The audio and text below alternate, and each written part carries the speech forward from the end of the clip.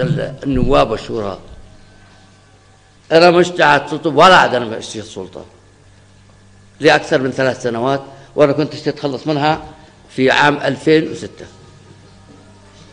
وأنا أقول إني جبرت صحيح، مش إنه الشعب اللبناني ما بش رجال، في رجال أكفى وأقوى وأشجع مني، لكن ما كانت الظروف مهيئة، لأنه عالم كان ما كانش مش مصدق أن الرئيس يشتي يتخلص من الرئاسة.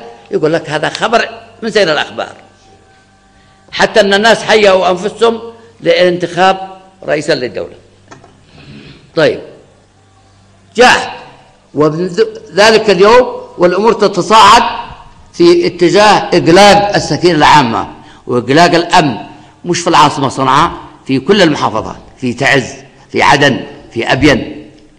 طيب واحد من الخارجين عن النظام والقانون وأحد العناصر الإنقلابية الذي جنن ولا عاد يمتلك حصة يتصل بالقائد العسكري في أبين ويقول له القائد العسكري سلموا أبين للثوار ونحن سنسحب أنفسنا كتنظيم قاعدة.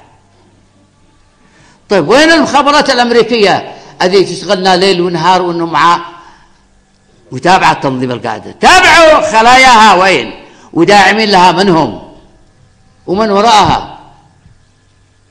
فهذا هو الوضع. أنا أولا أحيي سمو أعضاء مجلس النواب الذي ثبتوا وقفوا على أقدامهم، وأعضاء مجلس الشورى والمؤسسات. ما أحسن هذه الأزمة صفت وبينت لنا المعادن، الذهب على الفضة على الزنك على كل الألوان، صفت لنا تصفية كاملة. والله ما دفعنا لكم إضافي ولا أرشيناكم ولا دفعنا لحد فلوس ولا عملنا له ترقية.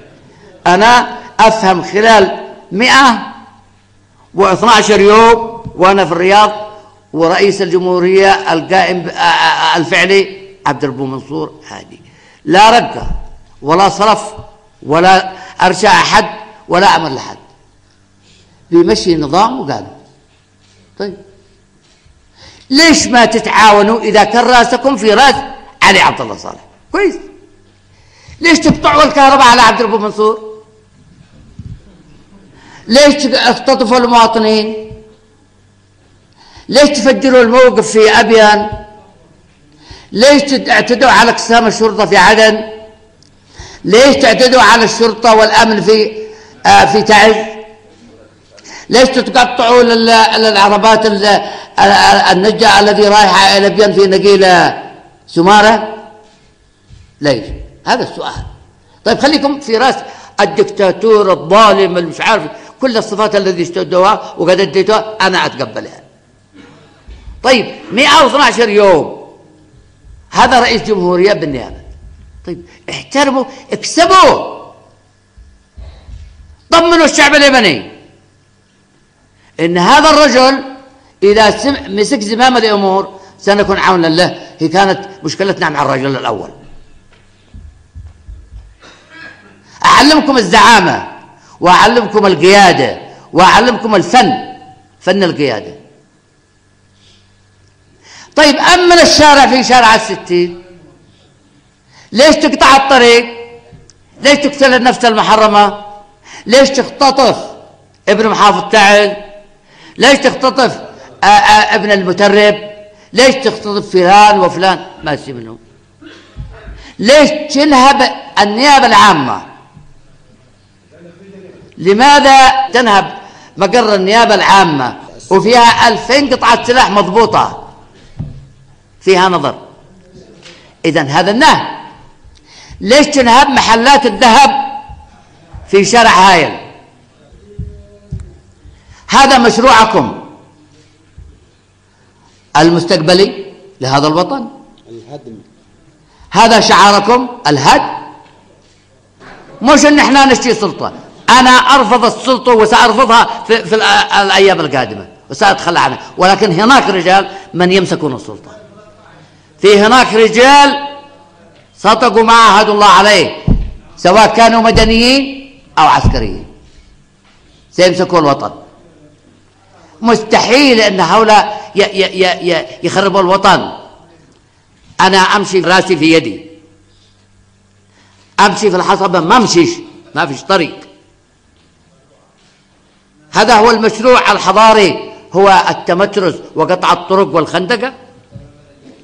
طيب قدموا أنفسكم للشعب اليمني بصورة لطيفة، قدموا أنفسكم بشكل جيد. تفتعلوا الفتنة في حجة في الجميمة وتقتلوا ناس أبرياء، تعتدوا على عضو مجلس النواب في مسكنه وتضربوه وتقتلوا رجاله. ليش؟ هذا مشروع. أنا ما أخاطب البرلمان، أخاطبكم كممثلين للأمة ومجلس الشورى، يعني أنتم تمثلوا الأمة والأمة من وراءكم. نتخاطب مع شعبنا، نتخاطب مع الملايين الذي تحتشد في الميادين العامة، في ميدان ال70 كل جمعة. من دفع لها فلوس؟ من دفع لها فلوس؟ من نقلهم؟ من ادى لهم؟ كم هي الموازنة؟ كم الاحتياطي العام للدولة؟ من ذاك اليوم لليوم قد استنفدنا كل شيء، ولكن بيجوا طوعا من أنفسهم، حبا في الثورة، حبا في الأمن، حبا في الاستقرار. هذا هو وطن سبتمبر وأكتوبر والثاني والعشرين من مايو. احنا ما بنتكلمش رصف كلام، احنا بنتكلم عن أرقام وعن حقائق، لا زيف ولا كذب ولا دعاية. أنا متأكد أن الشعب اليمني، وأنا أقول لهم عبر القنوات الفضائية، قولوا كلمة من قلتها اليوم إنها زيف ودجل للشعب اليمني وردوا علي.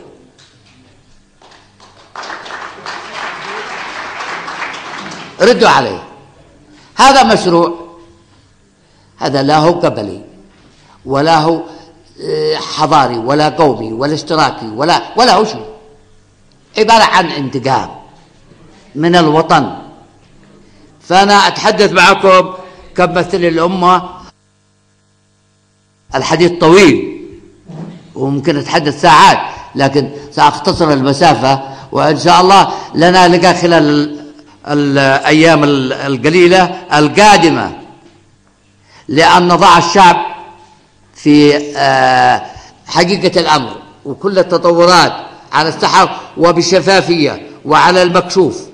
سندعو مجلس النواب ومجلس الشورى إلى اجتماع. أكرر شكري للمؤسستين الوطنيتين، وأكرر شكري لصمودهم، وأشكر الذين خرجوا من داخل المؤسسات وأصبحت مؤسساتنا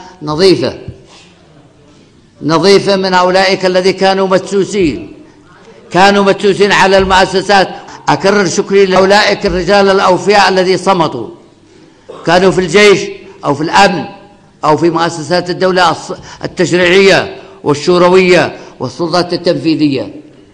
وأشكر الذين خرجوا وخلوا مؤسساتنا نظيفة. فمرة أخرى أحييكم، وأحيي زميلي وأخي ورفيق دربي الأخ النائب عبد الرب منصور هادي على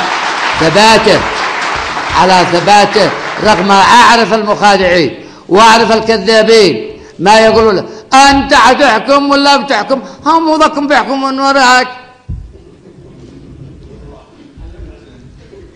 والغمزات واللمزات، ولكنه محصن وهو قائد عسكري مجرب يعرف هذا الكلام. هو قائد عسكري مجرب، وكل قائد يأتي إلى السلطة أيا كان مدني يأتي بطاقمه، يأتي برجاله. المهم تمشي السفينة وتقاد السفينة إلى بر الأمان. فمزيد من الصمود والثبات والمواجهة الحجة بالحجة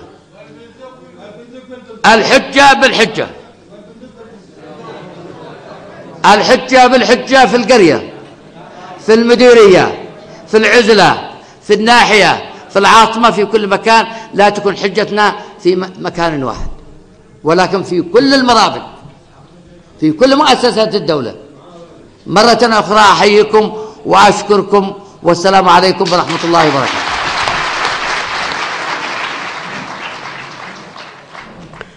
وقد تحدث الأخوان سنان العجي عضو مجلس النواب وعبد الله مجيدي عضو مجلس الشورى مهنئين فخامة الأخ الرئيس بسلامة العودة إلى أرض الوطن سليما معافى، مترحمين على أرواح الشهداء، وفي مقدمتهم شهيد الوطن الكبير المناضل الأستاذ عبد العزيز عبد الغني، مؤكدين أن أعضاء مجلس النواب والشورى سيظلون أوفياء على عهدهم، وسيصمدون أمام كل التحديات والمؤامرات وكل أشكال الترهيب والترغيب، وفي كل الظروف القاسية وغير القاسية، ولن يتزحزحوا، وأنهم مستعدون أن يقدموا كل الغالي والنفيس والقيام بأدوارهم على أكمل وجه، مشيدين بصبر وحلم فخامة الأخ الرئيس، مؤكدين أنهم سيستمدون منه الحكمة والصبر في التعامل مع الأحداث والاعتداءات، كما أشادوا بالأدوار البطولية لرجال القوات المسلحة والأمن. وحمل ميليشيات الإخوان المسلمين في الإصلاح وعلي محسن صالح مسؤولية الاعتداءات التي يتعرض لها المواطنون وأفراد القوات المسلحة والأمن، منوهين بما تسببوا به من عرقلة للتنمية والمشاريع الاستثمارية، داعين إلى تحسين الوضع المعيشي لأبطال القوات المسلحة والأمن الواقفين إلى جانب الشرعية الدستورية. وقال إنهم أثبتوا للعالم كافة بأن اليمن دولة مؤسسات دستورية، معتبرين أن ما تعرض له فخامة الأخ الرئيس وكبار قيادات الدولة بمسجد دار الرئاسة يعد جريمة نكراء لم يحدث مثلها في تاريخ الإنسانية على الإطلاق، وأن استهداف فخامة رئيس الجمهورية لم يكن استهداف لشخصه فقط وكبار رجال الدولة، بل كان استهدافا للوطن كله. وطالب بمحاسبة الفاسدين وناهبي المال العام وقاطعي الطرقات ومفجري أنابيب النفط وتقديمهم للمحاكمة، كما تطرق إلى قضية اختطاف النائب صهيب الصوفي، مشددين على ضرورة تطبيق القانون على الجميع بدون استثناء. كما أشاد بالدور الوطني الكبير الذي قام به المناضل عبد رب منصور هادي نائب رئيس الجمهورية، والذي رفض رفضا قاطعا أن يقبل المؤامرات أو أن يكون أداة لها. كما أثنيا على جهود كل الرجال الذين صمدوا وناضلوا وعملوا الليل والنهار بدون مجاملة أو مراوغة، مجددين التأكيد